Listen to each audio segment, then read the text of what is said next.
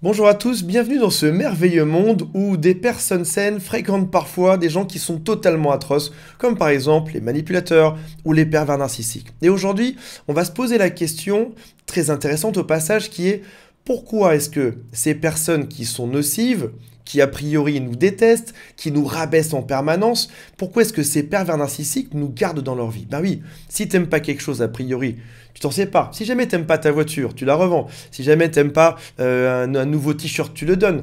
Mais dans une relation de couple, là où tu es censé aimer l'autre, là où tu es censé faire tout pour que ça fonctionne, pourquoi est-ce que tu restes dans une relation de couple au quotidien avec quelqu'un que tu détestes? Il y a une espèce de dualité qui est intéressante là-dedans, on va en parler aujourd'hui et on va voir les quelques raisons pour lesquelles cette personne te déteste foncièrement, veut te détruire, mais pour autant, elle ne peut pas vivre sans toi. Vous allez comprendre dans cette vidéo leur motivation en détail. Restez bien jusqu'à la fin parce qu'à la fin, je donne quelque chose qui est assez psychologique et qui va vous éclairer totalement sur la nature profonde des pervers narcissiques. Avant de démarrer, si vous le souhaitez, ce n'est pas un ordre, c'est vous qui décidez. Abonnez-vous à la chaîne, soutenez le mouvement, cliquez sur je m'abonne puis sur la cloche qui est juste à côté. Il y a aussi un quiz qui s'appelle est-ce que cette personne est perverse narcissique ou pas? Et aussi, il y a mon équipe. Si vous avez des ruminations, si c'est compliqué, si vous avez perdu votre bonheur, votre lumière, votre joie de vivre, si vous avez envie d'en parler, on est là pour ça, pour vous écouter, pour vous aider ou pour vous accompagner. Le lien est juste en dessous pour prendre rendez-vous au téléphone. Alors, la toute première raison, ce sont ce qui s'appelle les ressources narcissiques. Ce n'est pas une surprise, on en a déjà parlé dans quelques vidéos dans cette chaîne. Imaginez un magasin qui n'aurait aucun client. Ce serait compliqué pour survivre, non? Imaginez peut-être une image qui est plus parlante dans notre cas. Imaginez un acteur qui n'aurait pas de spectateurs. Un acteur de cinéma et les salles seraient vides. Ou alors une personne qui joue au théâtre devant une salle qui est totalement vide. Ça ne fonctionnerait pas. Ça remettrait en cause totalement son choix de carrière. Là, c'est pareil. Le pervers narcissique a besoin de briller et il lui faut une audience pour ça. Et vous êtes a priori une audience parfaite si vous avez vécu près de ce type de personne. Il y a deux types de ressources narcissiques. C'est un peu comme, on pourrait dire comme l'essence dans une voiture, c'est quelque chose qui va le faire avancer. Tout d'abord, il y a ce qu'on appelle les ressources narcissiques positives.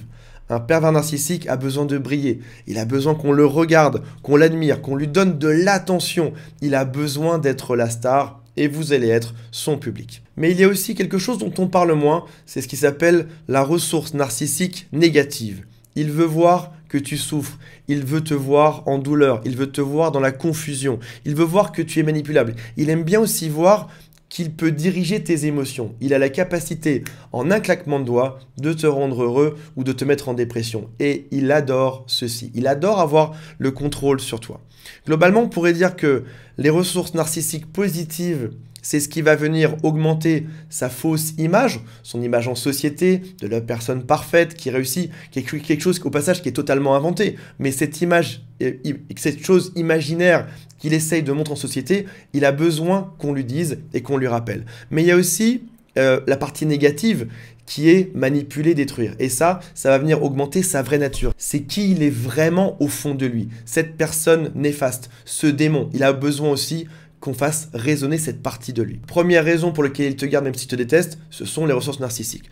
Deuxième raison, c'est que ton pervers narcissique a mis beaucoup de temps à te mettre dans cet état d'asservissement. Il a mis beaucoup de temps à te manipuler. Ça n'a pas été immédiat, il a dû faire ça dans le temps. Il a d'abord dû créer une phase de lune de miel qui a été plutôt longue, quelques mois. Il a dû faire beaucoup d'efforts. Il a mis des centaines d'heures à t'observer, savoir comment tu fonctionnes, à te tester. Il a dû chercher longtemps tes failles.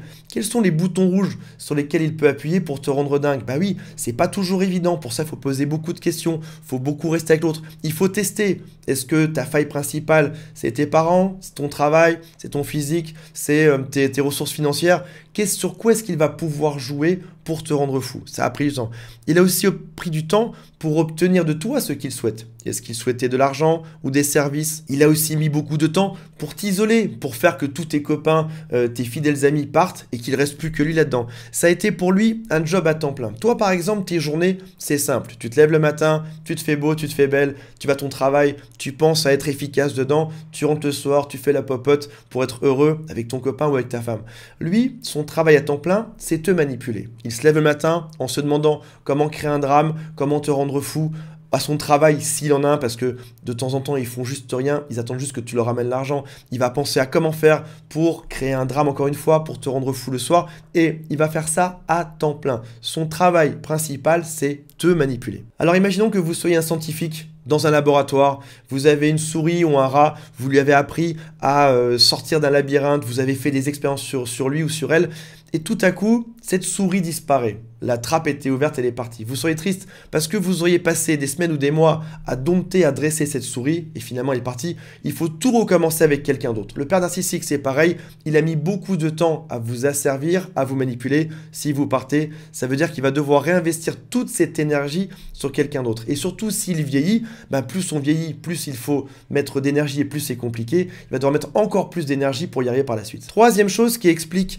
qu'il a du mal à se séparer de vous, c'est que l'idée que vous soyez heureux sans lui ne l'enchante pas.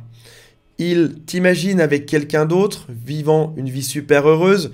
Il a une notion du bonheur qui est très différente de la vôtre. Lui, son bonheur, c'est d'être complimenté ou de détruire. Et tout d'un coup, quand il voit que vous avez un bonheur simple, vous pouvez aller vous balader en forêt et être heureux. Vous pouvez manger un super plat et être heureux. Vous pouvez avoir une bonne discussion avec un ami et être heureux. Vous pouvez avoir une relation saine avec vos enfants et être heureux. C'est quelque chose qu'il n'arrive pas à comprendre. Lui a besoin soit d'être glorifié, soit de détruire pour obtenir un espèce de semblant de bonheur. Il y a beaucoup de choses qu'ils vont envier chez vous, notamment ils vont envier cette capacité à être heureux. Il y a aussi toutes vos qualités qui vous envient. Ils ne vous ont pas choisi par hasard. Ils vous ont choisi parce que vous étiez une personne de qualité, avec des ressources, avec des amis, avec plein de choses qu'ils vont pouvoir piller. Mais notamment, il y a aussi le bonheur. Ils jalousent ceci, ils voudraient l'avoir, mais ils ne l'ont pas. Si ils ne sont pas heureux, ils ne veulent pas que vous le soyez également. Quatrième et dernier point, vous êtes aujourd'hui son extension. Un peu comme une espèce de monstre aurait ses petits à côté reliés par des câbles, des fils ou des tuyaux. C'est l'espèce de gros monstre qui vient contrôler plein d'autres personnes. Et pour te contrôler, il t'a implanté un programme. On va en reparler, c'est une notion qui est assez compliquée et ça mériterait une vidéo quasiment entière sur ce sujet qui durera à mon avis au moins 1 heure. Lorsqu'on est petit, on n'a pas conscience d'être un individu. On forme un avec sa mère. C'est-à-dire qu'on n'a pas conscience d'être autonome. Si notre mère disparaît, on meurt. Si notre mère est là, on est heureux, on peut survivre. Et donc on est dans notre tête une seule et même personne. On parle d'une phase symbiotique et vers 6 mois va arriver ce qui s'appelle le processus de séparation-individuation.